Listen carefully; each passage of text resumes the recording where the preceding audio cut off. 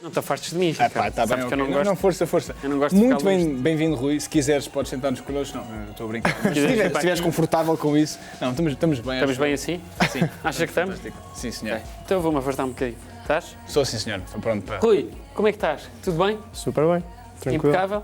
Super impecável. Tu és o chamado crânio, não é? Eu não iria tão longe, mas... Não percebi, desculpa. Eu não iria tão Palavras longe. minhas. Não, gostei daquela coisa, não ia ter longe, tipo do género. Foste tu que o disseste, mas estás a aceitar o elogio. E acho que fazes bem a aceitar o elogio. Eu acho que és, pá. Eu acho que és. Porque tu começas a trabalhar aos 18 anos. Sim.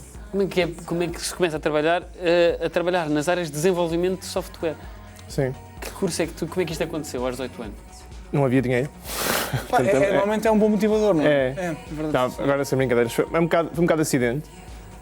Eu nunca quis trabalhar com tecnologia, aliás. Ainda hoje acho que percebo pouco de tecnologia, acidentalmente trabalho com ela. Mas na realidade é um facto que nessa altura, não vindo de famílias necessariamente ricas, tu tens que procurar soluções. E aconteceu por acidente, comecei a trabalhar com tecnologia nessa altura, em coisas mais básicas. E depois foi desenvolvendo a partir daí. Mas não era um sonho que tinha aos 13 anos, quero ser software developer. E hoje em dia sentes que ainda não percebes muito dessa área, ou não é a tua área de... Eu acho que há malta o meu trabalho evoluiu muito dessa área de desenvolvimento. Portanto, eu acho que há malta que é muito mais inteligente que eu a desenvolver software. Acho que o meu skill não é tanto necessariamente esses mega developers que fazem coisas incríveis.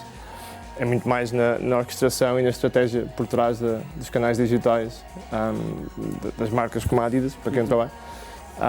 Mas acho que há malta aí, em Portugal então, que sabe muito mais do que eu desse hardcore development. Primeiro, só para dizer, vai tu, eu vai acho tu. que eu queria pegar neste apontamento, porque estava na biografia, eu sinto logo ali uma empatia, de vez de uma aldeia chamada Fão. Vila. Pronto, já não tenho empatia. Oh, pá. Ricardo. Fão, com todo o respeito à malta de Fão, que eu adoro e respeito sempre amei, mas Fão é nome da aldeia também.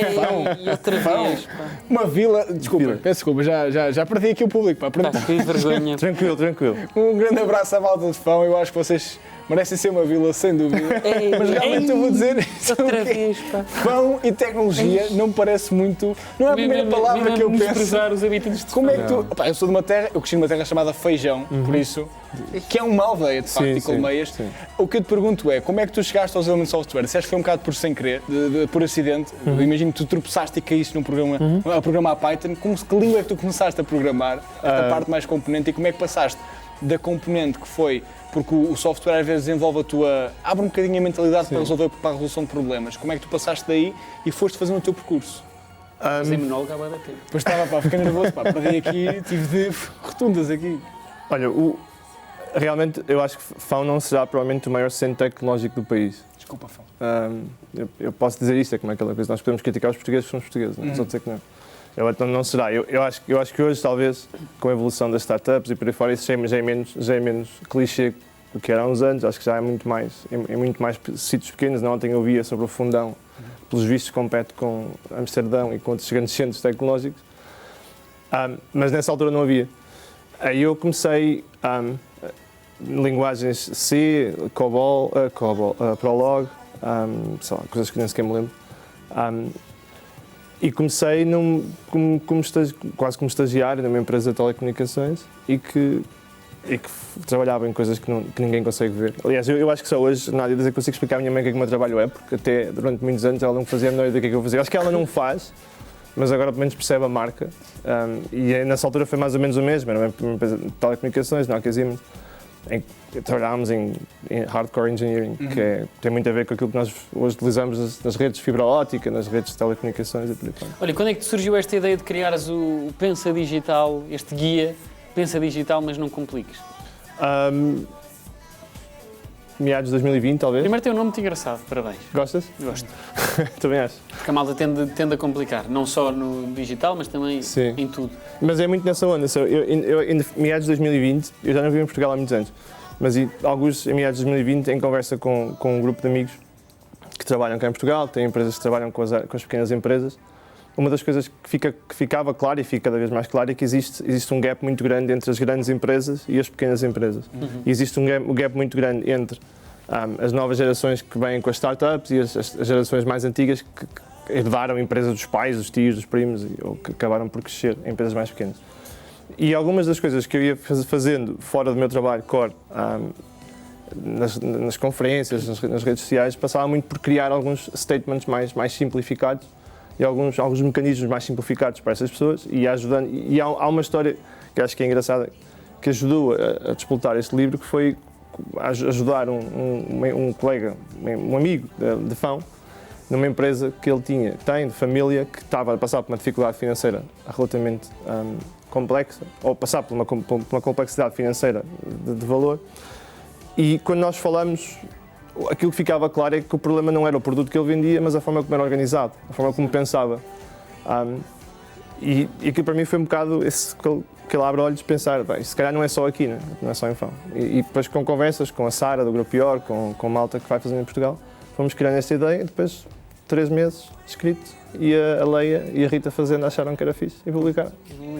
Fantástico. É que em Portugal, para quem já tem algumas experiências em várias empresas, ainda é um mundo muito analógico. Às vezes uma pessoa sai fora se calhar de Lisboa e do Porto, de grandes metrópoles, entramos, às vezes, Aveiro tem uma zona industrial muito ativa, mas há muito mundo analógico ainda e às vezes as pessoas não têm noção o quão estão a perder tempo e a gastar dinheiro a fazer coisas assim um pouco. Como é que tu fazes isso? Como é que tu lidas quando alguém te pedem conselhos? Como é que lidas, por exemplo, com um processo, uma transição para o mundo digital? Como é que lidas, por exemplo, com um desafio desses? Olha, sabes, um dos grandes problemas que nós temos é excesso de informação em coisas que têm pouca informação e falta de informação em coisas que deviam ser informação. Isto parece quase unânime, não só em Portugal. Portanto, o que acontece é que há muitos desses empresários, e eu vou dar um exemplo, ainda ontem falava sobre isso numa conferência, que é, tu fazes uma francesinha, és muito forte a vender francesinhas. Há uns anos tinhas de ter um restaurante. Já me conquistaste com a Nusa. Há uns anos tinhas de ter um restaurante, hoje não tens, não é? Mas há muitas pequenas empresas que ainda acham que o added value que eles têm é arranjar a malta com uma scooter e entregar a francesinha em casa. Muitos nem sequer pensaram que podem fazer isso, mas assumindo que podem fazer. Na realidade isso não é o added value, porque hoje já existem montes de serviços digitais como a Uber Eats, como a Deliveroo, como a Takeaway, que o fazem e que tu só tens que acionar esse serviço que é aquilo que nós chamamos de economia digital, os serviços da economia digital, e na realidade tu o que fazes é crias uma nova relação com o teu consumidor por via desses canais, não tens de ter uma estrutura gigante de restauração que faz a francesinha, pode ser tu, a tua cozinha, vendes 5, cozinhas 5, e desde que consigas cozinhar num tempo rápido e que tenhas um packaging que se mantenha lá rápido durante 20 minutos e não arrefeça a francesinha, tens um business criado que está digitalmente acionado. E depois outra parte que é as redes sociais, o Instagram, a utilização desse tipo de trabalho para acionar os consumidores, porque eles não vão ao Deliveroo procurar a tua empresa se não conhecerem. Claro. Não, e quais é que são para ti os primeiros passos que se deve dar agora para provavelmente quem está a criar uma empresa para digitalizar a sua própria empresa e para entrar com força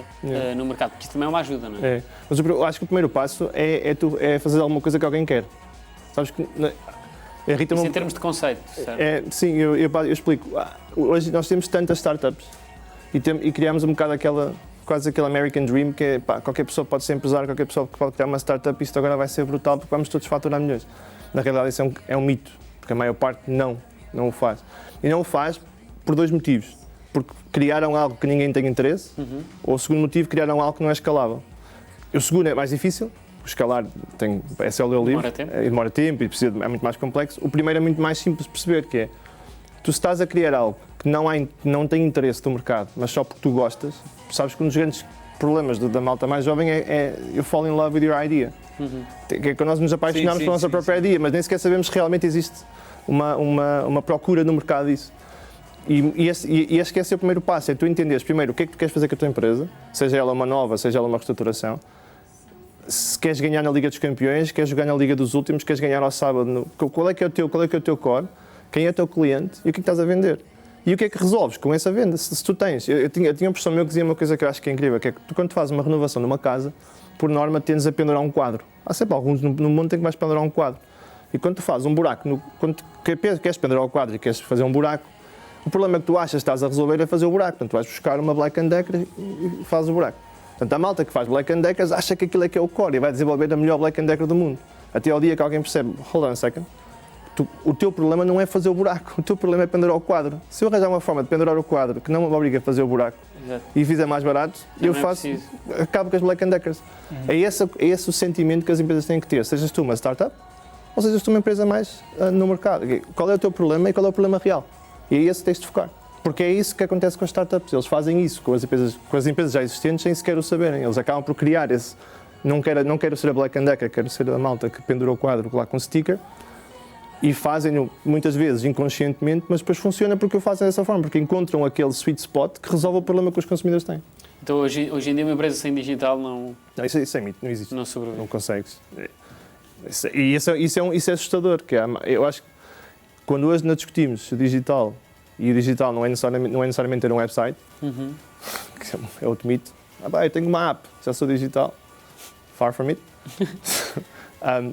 Não ter digital é não existir. É não estar no mundo. Não tens a economia digital que nós temos é aquilo que está a assumir a preponderância do ponto de vista global. Podem acompanhar o teu trabalho no teu livro, com Pensa Digital Mas Não Compliques, PDMNC, para quem quiser também fazer essa simplificação. Esta pergunta, tu sabias que, isto vai ser muito condescendente, Adidas, eu descobri a Adidas, é uma sigla. Adi Dassler é o fundador. Ah, boa. Adolf Dassler. Eu pensava que era, porque eu vi dizer que era All Day I Dream About Sports. Não. Ok, enganei. Adi Malta, é isto. Dassler. Adolf, é o fundador, Adolf Dassler. Ricardo, A Adidas é muito fixe. Peço desculpa, pá, enganei-me. Mas na realidade nós pensamos em desporto o dia todo. Pensou de desporto o dia todo. Epá, eu mas também comecei pode ser, com eu acho que uma isso foi coisa errada e acabei com uma coisa foi errada. inventado Pá. por ti. Foi tipo em sonhos, estou a sonhar com a Adidas, vou dizer que é isto, assim, all day I dream about sports. Eu gosto. E às vezes é isto, é preciso um pensamento errado para chegar ao correto. É preciso desafiar-nos e Exatamente. conhecer-nos, tal como podem fazer no teu guia digital. Por isso acompanho o trabalho do Rui. Muito obrigado por tudo. Mais uma. Não foi? Foi mais um. Fantástico.